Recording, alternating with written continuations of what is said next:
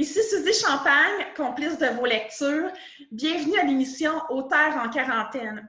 Écoutez, aujourd'hui, j'ai l'immense privilège d'avoir avec moi Marie-Christine Martel, l'auteure du livre « Ma vie, si parfaitement imparfaite ». Donc, bonjour Marie-Christine, merci infiniment d'avoir accepté notre invitation. Bonjour Suzy, ça me fait plaisir. Marie-Christine, est-ce que tu peux nous parler brièvement de ton livre, s'il te plaît?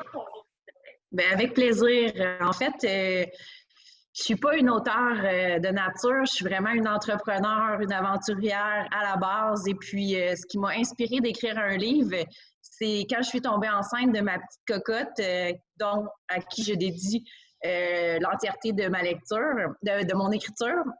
Et puis, je voulais lui laisser une espèce de legs, une espèce d'histoire qui est la mienne, en fait, qui est un chapitre de ma vie. Et comme c'est encore frais dans ma tête, je me disais, bien, pourquoi pas commencer par qui je suis et ma vision de la vie. Puis, je me suis amusée à faire ça à travers l'écriture qui a duré quand même 2 ans. J'ai eu des moments difficiles, j'ai vendu mon entreprise.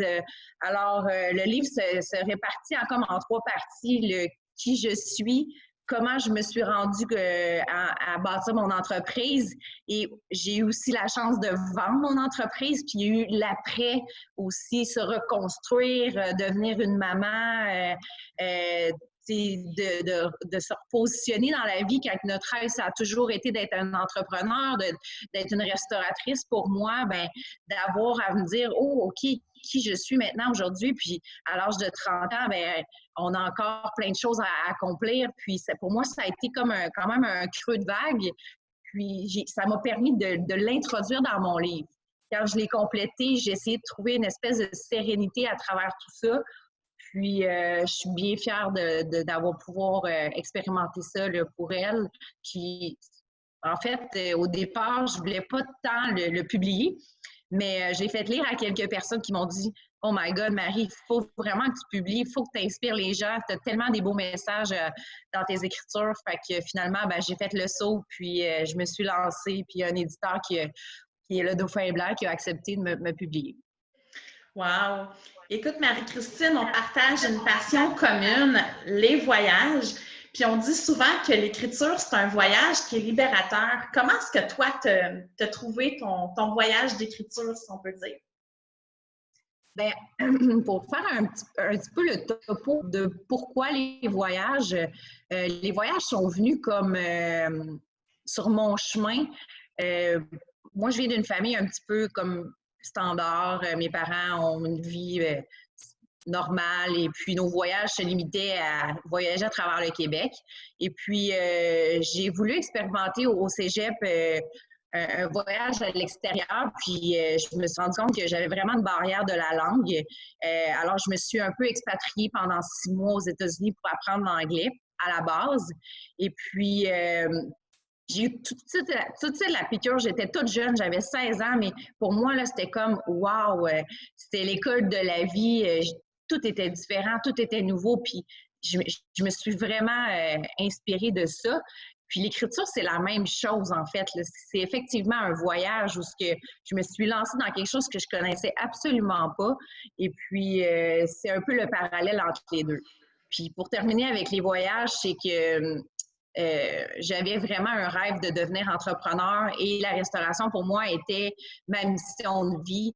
Puis, comme il n'existe pas vraiment d'université de la restauration où j'étais très jeune, j'avais pas de sous, bien, je voulais un petit peu coordonner le fait que je devais ramasser mes sous par moi-même, puis j'avais la piqûre du voyage. Alors, on a arrimé tout ça pour finalement aboutir sur des bateaux qui nous a permis de voyager à travers beaucoup de pays. Là.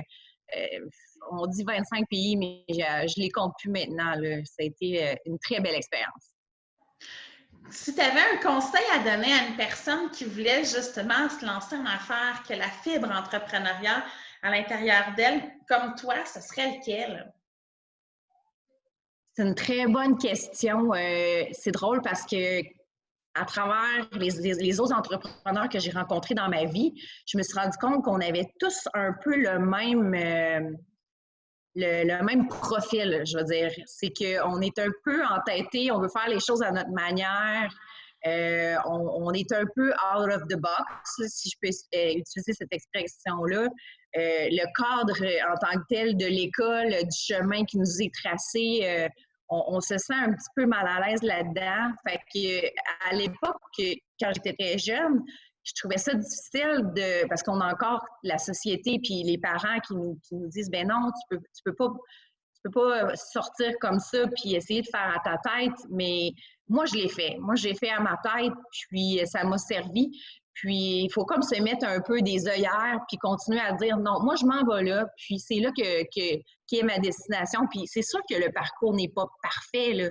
Et c'est pour ça que mon livre s'appelle Parfaitement imparfaite, c'est que j'ai eu des embûches, j'ai eu des difficultés, j'ai eu des refus, mais j'ai jamais perdu le focus. Fait que mon conseil en tant que tel, ça serait de jamais perdre son focus, peu importe le but qu'on a, là. Ça serait ça mon conseil. C'est vraiment très intéressant.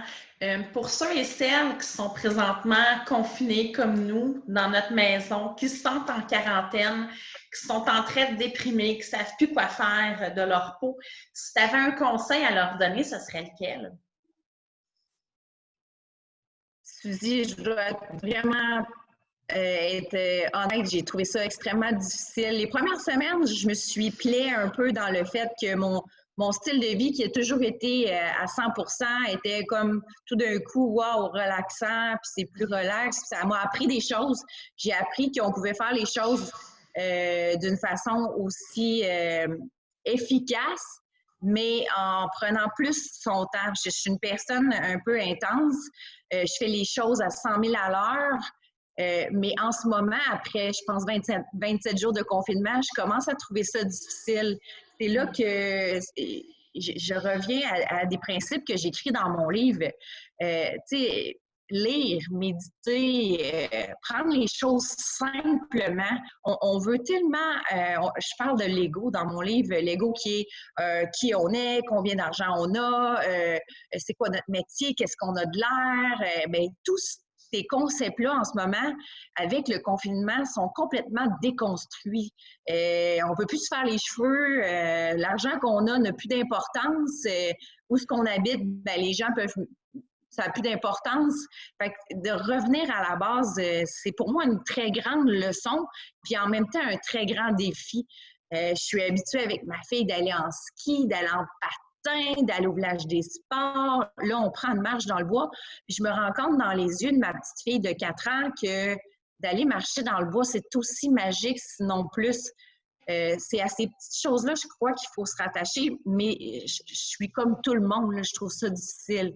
Une autre chose une leçon que j'ai appris aussi, c'est s'asseoir, manger en famille 3 repas par jour. En tant qu'entrepreneur, on a tendance à manger dans notre auto, sur notre ordinateur, des fois skipper des repas, aller au resto.